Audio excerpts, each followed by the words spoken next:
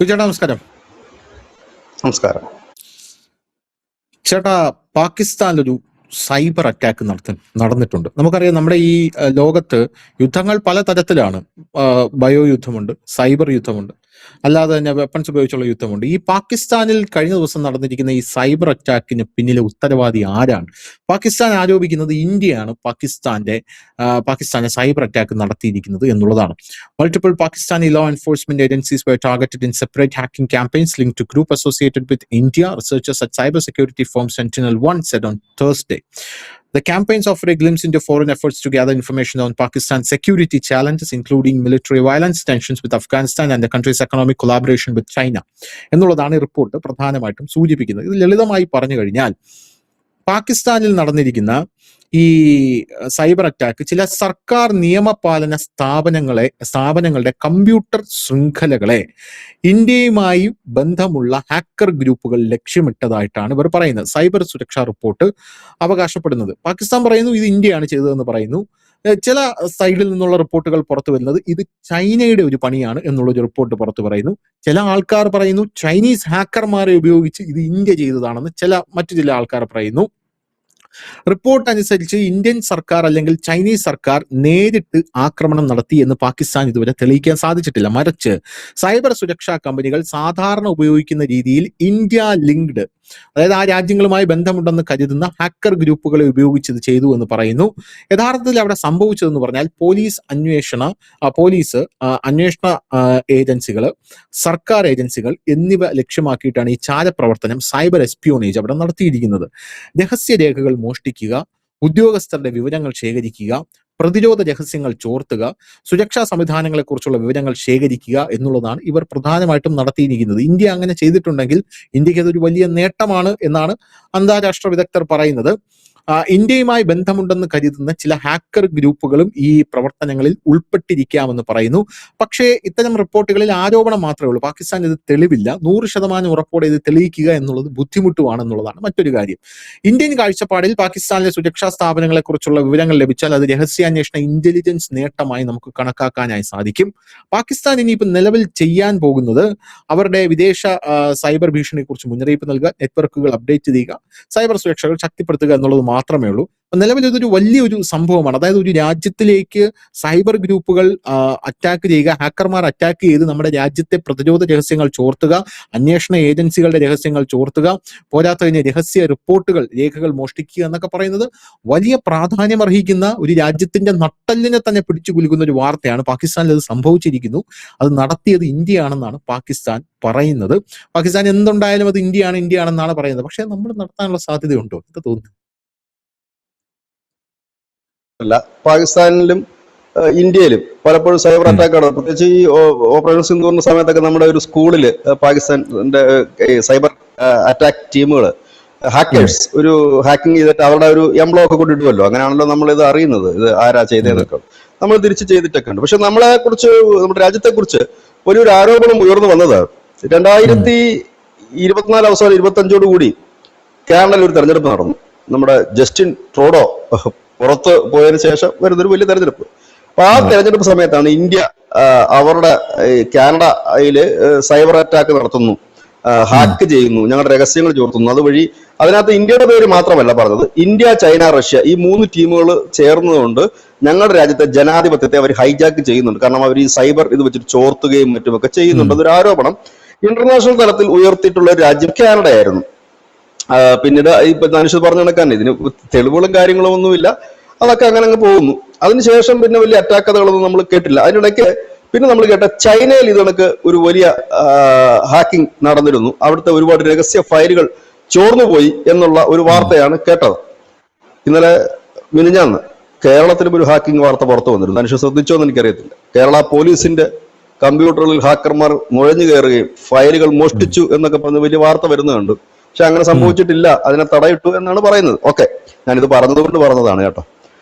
അപ്പോ ഇങ്ങനെയുള്ള ഒരു കാര്യത്തിലേക്കാണ് പോകുന്നത്. ഇവിടെ 2 രാജ്യങ്ങളെ സംശയത്തിന് നിഴൽ നിർത്തുന്നത് തെറ്റില്ല.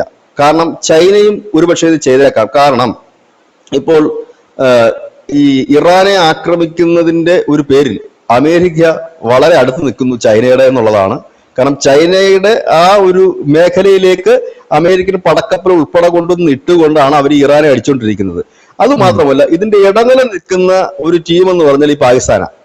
പാകിസ്ഥാൻ ഡബിൾ ഗെയിം കളിക്കും എന്നുള്ള കാര്യം ലോകത്ത് എല്ലാവർക്കും അറിയാം, അത് ചൈനയ്ക്കും അറിയാം. ചൈന ഇതിനകത്ത് എക്സ്പീരിയൻസ് ഉള്ള ടീമാണ്. ഡബിൾ ഗെയിം അല്ല, അവർ പല ഗെയിമും കളിക്കുന്നതാണ്. അപ്പൊ സ്വാഭാവികമായിട്ട് ഇനി പാകിസ്ഥാൻ എന്താണ് ചെയ്യുന്നത്? കാരണം ഇപ്പോൾ ഈ അടുത്ത സമയത്ത് അമേരിക്കയിൽ നിന്ന് കുറച്ച് ആയുധങ്ങളും മറ്റുമൊക്കെ വാങ്ങുന്നതിനെ കുറിച്ച് ഒരു ചർച്ച പാകിസ്ഥാനിൽ തുടങ്ങിയിട്ടുണ്ട്. അപ്പം അങ്ങനെ ഒരു സാഹചര്യത്തിൽ ഇനി അങ്ങനെ ചൈനയാകാം, ഒരു പക്ഷേ ഇന്ത്യയും ആകാം. കാരണം ഇനി അതല്ലെങ്കിൽ ഏതെങ്കിലും ഒരു വലിയ ഹാക്കിംഗ് ടീം ഇതൊരു ചോർത്തി ഒരു ഭീഷണിയുടെ നിഴലിൽ നിർത്താനാകാം, അങ്ങനെയും ആകാം. പക്ഷെ അതിനൊരു സാധ്യതകൾ വളരെ കുറവാണ്. കാരണം അവർ സാധാരണഗതിയിൽ വലിയ ഹാക്കേഴ്സ് ഒക്കെ ചോർത്തുന്ന ഡേറ്റാസ് ചോർത്തുക, ബാങ്കിങ് സംവിധാനങ്ങൾ ചോർത്തുക ഒക്കെയാണ് ചെയ്യുന്നത്. അതുപോലെ തന്നെ ഈ ചിലപ്പോൾ സൈനിക രഹസ്യങ്ങളും ഒക്കെ ചോർത്തിട്ട് അവർ അത് പ്രസിദ്ധീകരിക്കുകയോ ഈ മറ്റെന്താണ് ടെലിഗ്രാം വഴിയൊക്കെ അവർ അതിന്റെ പ്രസിദ്ധീകരണ റിപ്പോർട്ടുകളൊക്കെ ചിലർ കൊടുക്കാറ്. പക്ഷെ ഇവിടുത്തെ ഒരു സംഭവം എന്ന് വെച്ചാൽ സ്വാഭാവികമാണ്, പാകിസ്ഥാൻ ആദ്യം പറയുന്ന രാജ്യം ഇന്ത്യ ആയിരിക്കും ഇത് ചോർത്തിയെന്നുള്ളതാണ്. പക്ഷെ ഇപ്പോൾ കഴിഞ്ഞ കുറെ ദിവസങ്ങളായിട്ട് അവിടുന്ന് വരുന്ന വാർത്തകൾ അത്ര ശുഭകരമല്ല. ഇന്നലെ നമ്മൾ എടുത്ത വാർത്ത പാകിസ്ഥാന്റെ ചാരസംഘടനയുടെ തലപ്പത്ത് ഇന്ത്യയുടെ നോമിനിയാണ് ഇരിക്കുന്നത് എന്നുള്ള ഒരു വലിയ വിവാദപരമായ പ്രസ്താവനയായിരുന്നു. അതിനു മുമ്പ് നമ്മൾ എടുത്തത് അവിടെ ഒരു സുരക്ഷിതത്വമില്ല, അവിടുത്തെ പാകിസ്ഥാനാണ് പറയുന്നത്, നമ്മളല്ല ഇത് പറയുന്നത്. ഇത് പറഞ്ഞത് പാകിസ്ഥാനാണ്, ഞങ്ങളുടെ ചാരസംഘടനയുടെ തലപ്പത്തിരിക്കുന്ന ഇന്ത്യൻ നോമിനിയാണെന്ന്. അതിനു മുമ്പ് അവർ സ്ഥിരം പറഞ്ഞുകൊണ്ടിരിക്കുന്ന കാര്യം എന്താണ്? ഇവിടെ നടക്കുന്ന മുഴുവൻ പ്രശ്നങ്ങളെ ഈ അവിടുത്തെ ഒരു ഭീകരവാദ സംഘടനയെ നേരിട്ട് ഇന്ത്യ സ്പോൺസർ ചെയ്യുന്ന ഒരു സംഘടന, അതിന്റെ പേര് മറന്നുപോയി ഞാൻ. അങ്ങനെ ഒരു സംഘടന മറ്റേ ഇവരുടെ ഇതിൽ TTP-യിൽ നിന്ന് തെഹ്രീക്ക് താലിബാനിൽ നിന്ന് പിരിഞ്ഞൊരു ടീം ഇപ്പൊ അവർ വീണ്ടും ഒന്നിച്ചു, ഒറ്റ ഗ്യാങ്ങായി. അപ്പൊ 2014 അവർ 15 പിരിയുന്നത്. അതൊക്കെയാണ് ഈ മോദി വന്നതിന് ശേഷമാണ് അവർ പിരിയുന്നത്, പുതിയ സംഘടന രൂപീകരിക്കുന്നത്, പിന്നീട് അവർ ചാവേർ ആക്രമണം നടത്തുന്നു. ഇപ്പൊ അവർ ഒന്നിച്ചതൊക്കെയാണ് വെച്ചിട്ടാണ് അവർ പറയുന്നത് ഇന്ത്യ സ്പോൺസർ ചെയ്തൊരു സംഘടനയാണ്. ബലൂചിസ്ഥാൻ ലിബറേഷൻ ആർമിയുടെ പിന്നിൽ ഇന്ത്യയാണ്, അഫ്ഗാനിസ്ഥാൻ ഇപ്പോൾ ഈ ഡ്രോൺ കൊടുത്ത് ഞങ്ങളെ അടിപ്പിക്കുന്നതിന് പിന്നിൽ ഇന്ത്യയാണ് എന്ന് ഇവർ പറയുന്നു. അതായത് അവിടെ എന്തൊക്കെയോ വലിയ സൈനിക തലത്തിലായാലും ക്രമസമാധാന തലത്തിലായാലും ഒക്കെ എന്തൊക്കെയോ തകിടം മറികളോ ഇല്ലെങ്കിൽ താളപ്പുഴകളോ സംഭവിക്കുന്നുണ്ട്. ആ താളപ്പുഴകൾക്ക് പിന്നിൽ ആരൊക്കെയോ പ്രവർത്തിക്കുന്നുണ്ട്, നമുക്കറിയില്ല നമ്മുടെ രാജ്യമാണോന്ന്. കാരണം അതിന് തെളിവും കാര്യങ്ങളും ഒന്നുമില്ല, നമുക്ക് എങ്ങനെ പറയാൻ കഴിയും? പക്ഷെ അങ്ങനെ പറയുക, കാരണം ഇപ്പൊ ഇതുകൊണ്ട് ഏറ്റവും കൂടുതൽ ഗുണപ്പെടുന്ന ഇന്ത്യക്കാണ്. ഇപ്പൊ സ്വാഭാവികമായി ചത്തത് ഗീജകനെങ്കിൽ കൊന്നത് ഭീമൻ എന്നുള്ളൊരു നിലയിലേക്കാണ് കാര്യങ്ങൾ പോകുന്നത്. അങ്ങനെ തന്നെ ആയിരിക്കാം നമുക്കറിയില്ല. ഏതായാലും അവിടെ നിന്ന് ഇങ്ങനെയൊക്കെയുള്ള വാർത്തകളാണ് പുറത്തു വരുന്നത്. അതായത് അവരുടെ ചാരസംഘടനയുടെ തലപ്പത്ത് ഇങ്ങനെയൊക്കെയുള്ള വരുമ്പോൾ സ്വാഭാവികമായും ഈ വാർത്തയും ഇന്ത്യക്കെതിരെ പറയുന്നതിൽ അതിശയിക്കാനില്ല. അക്ഷരാർത്ഥത്തിൽ ഈ പാകിസ്ഥാന്റെ അടിമുതൽ മുടി വരെ മൊത്തം ഇന്ത്യ ഹൈജാക്ക് ചെയ്തു എന്ന് നമുക്ക് പറയേണ്ടി വരും. അപ്പൊ ചാരസംഘടനയുടെ ഇത് ഹൈജാക്ക് ചെയ്തു എന്ന് പറയുമ്പോൾ തന്നെ ഫുള്ള് നമ്മുടെ കയ്യിലേക്ക് എത്തുന്നു എന്നുള്ളതാണല്ലോ. പിന്നെ ഇതും കൂടെ ആയി കഴിയുമ്പോഴത്തേനും അതായത് ഇവര് ഭയക്കുന്ന മറ്റൊരു കാര്യം കൂടി ഉണ്ട്. ഈ ഡീറ്റെയിൽസുകൾ, ഈ ആളുകളെ കുറിച്ചുള്ള ഡീറ്റെയിൽസുകൾ കളക്ട് ചെയ്തുള്ള ഒരു കുഴപ്പം എന്താണെന്ന് വെച്ചാൽ ഈ യുദ്ധങ്ങൾ എപ്പോഴും അത് ഇസ്രായേൽ നമുക്ക് കാട്ടി തന്നിട്ടുണ്ട്, അമേരിക്കയും അത് ചെയ്തിട്ടുണ്ട്. ഈ ലീഡേഴ്സിനെ ലക്ഷ്യം വെച്ചുകൊണ്ടുള്ള അറ്റാക്കുകളുണ്ട്. അതാകുമ്പോഴത്തേക്കും വളരെ എളുപ്പത്തിൽ പണി നടക്കും. രണ്ടാമത്തെ കാര്യം, വലിയ ചെലവില്ല, വലിയ റിസ്ക് ഇല്ല, അത് ഇന്റർനാഷണൽ പ്രശ്നമായി മാറുകയുമില്ല. നമ്മൾ കണ്ടിട്ടുണ്ട് ഇറാനിലേക്ക് അവരുടെ ജനറലെ ഒക്കെ അവർ ഇതേ കണക്ക് ജലാലിയൊക്കെ വധിച്ചിട്ടുള്ള കേസാണ്. ഇത് ഒരുപാട് പേര് അങ്ങനെ ചെയ്തിട്ടുണ്ട്. ഇപ്പൊ അത് സ്ഥിരം ചെയ്യുന്ന ഒരു പരിപാടിയാണത്. അപ്പൊ അങ്ങനെ ഇവരുടെ ഈ എണ്ണം പറഞ്ഞ പട്ടാള ഓഫീസർമാരെയോ ഇല്ലെങ്കിൽ ഇവരുടെ ആണവ ശാസ്ത്രജ്ഞന്മാരെയോ ഇല്ലെങ്കിൽ അത്ര നിലയിൽ നിൽക്കുന്നവരെയൊക്കെ ഈ ഡീറ്റെയിൽസ് കളക്ട് ചെയ്ത് കഴിഞ്ഞാൽ ഒരുപക്ഷെ വധിക്കാൻ കഴിയും. ഒരു അജ്ഞാതൻ വിചാരിച്ച് നടക്കില്ലേ? സിമ്പിളായിട്ട് നടക്കും. അപ്പം ഇങ്ങനെ നടക്കുന്ന ഒരു മെത്തേഡ് ലോകത്ത് എല്ലാവരും നടക്കുന്നുണ്ട്. അതാണ് പാകിസ്ഥാനെ കുറച്ചുകൂടെ കൂടുതൽ ഭയപ്പെടുത്തുന്ന ഒരു കാര്യം എന്ന് തോന്നുന്നു. നമ്മുടെ ഈ ഡേറ്റാസ് ചോരുമ്പോൾ നമ്മൾ എന്തിനാണ് ഭയക്കുന്നത്? നമ്മുടെ വിവരങ്ങൾ, നമ്മുടെ രഹസ്യമായിട്ടുള്ള വിവരങ്ങൾ ശത്രുവിന്റെ കയ്യിലേക്ക് എത്തുമോ എന്നാണല്ലോ നമ്മൾ ഭയക്കുന്നത്. അപ്പോൾ ഒരുപക്ഷെ പാകിസ്ഥാന്റെ എണ്ണം പറഞ്ഞ പല ഓഫീസർമാരുടെയോ ഇല്ലെങ്കിൽ മറ്റുള്ളതോ ഒരു ലിസ്റ്റ് എതിരാളികളുടെ കയ്യിൽ കിട്ടിക്കഴിഞ്ഞാൽ അവർക്ക് ഈസി ആയിട്ട് അതിനെ ഐഡന്റിഫൈ ചെയ്യാനും ഇത് കൃത്യത ഉറപ്പുവരുത്താനും ബാക്കിയുള്ള കാര്യങ്ങൾ ചെയ്യാനും എളുപ്പമാകാം. അതും അവരെ ഭയപ്പെടുത്തുന്ന ഒരു കാര്യമാണ്. അതോടൊപ്പം തന്നെ അവരുടെ അടിസ്ഥാനപരമായ വിവരങ്ങളും ഫയലുകളും ചോർത്തുന്നത് മൂലം ഉണ്ടാകുന്നത് അത് നഷ്ടപ്പെടുന്നു എന്നുള്ളത് മാത്രവുമല്ല, പകരം ഇതിനെ തകരാറിലാക്കാൻ, താറുമാറിലാക്കാനായിട്ട് പറ്റും. കാരണം ഇതിന്റെ ഈ നമുക്കറിയാം നെറ്റ്വർക്കുകൾ എന്ന് പറഞ്ഞാൽ ഒരു നിമിഷം പോലും സ്റ്റോപ്പ് ആകാൻ കഴിയില്ല. അനുസൂതം പ്രവഹിച്ചുകൊണ്ടിരിക്കുകയാണ് അതിനകത്തൂടെ ഡേറ്റാസ്. അത് സ്റ്റോപ്പ് ആകുന്ന ഒരു സ്ഥിതിവിശേഷം വന്ന പ്രത്യേകിച്ച് ഡിഫൻസ് മേഖലയിലൊക്കെ അത് സ്റ്റോപ്പ് ആകുന്ന ഒരു സിസ്റ്റം വന്നു കഴിഞ്ഞാൽ അതോടുകൂടി തന്നെ ഒരു എന്താണ് പറയുന്നത്, ഒരു രാജ്യത്തിന്റെ സുരക്ഷ ഒരു ബ്രേക്കിംഗ് ആണത്, ബ്രേക്കാണ്. അതുകൊണ്ടാണല്ലോ സാധാരണ ഈ വ്യോമപ്രതിരോധ സംവിധാനം വിമാനങ്ങളെയും ഒക്കെ നമ്മൾ ജാം ചെയ്യുന്നത്, അവരുടെ സിഗ്നലുകൾ ജാം ചെയ്യുന്നതും ഇതേ മെത്തേഡ് തന്നെയാണ്. അതിന്റെ കുറച്ചുകൂടി ഒരു ലേറ്റസ്റ്റ് വെർഷനാണ് ഈ ഹാക്കിംഗ് എന്ന് പറയുന്നത്. ആ ഒരു മേഖലയിലേക്ക് വരുമ്പോൾ സ്വാഭാവികമായിട്ട് അതുണ്ടാക്കാൻ ഒരു നമ്മുടെ രാജ്യം എന്നൊക്കെ പറഞ്ഞപ്പോൾ സ്വന്തമായിട്ട് നമ്മൾ എന്താണ് സോഫ്റ്റ്വെയർ വികസിപ്പിച്ചെടുത്ത് സ്വന്തം നെറ്റ്വർക്കാണ് ഇപ്പൊ നമ്മുടെ സൈന്യം ഉപയോഗിക്കുന്നത്. നമ്മുടെ നാവികസേന ആയാലും വ്യോമസേന ആയാലും. എന്തുകൊണ്ടാണ് അതങ്ങനെ വെച്ചാൽ മറ്റുള്ള ഒരു രാജ്യത്തിന്റെ GPS സംവിധാനവും മറ്റും ഉപയോഗിക്കുമ്പോൾ പോലും നമുക്ക് സെക്യൂരിറ്റി ഗ്യാരണ്ടി ഇല്ല.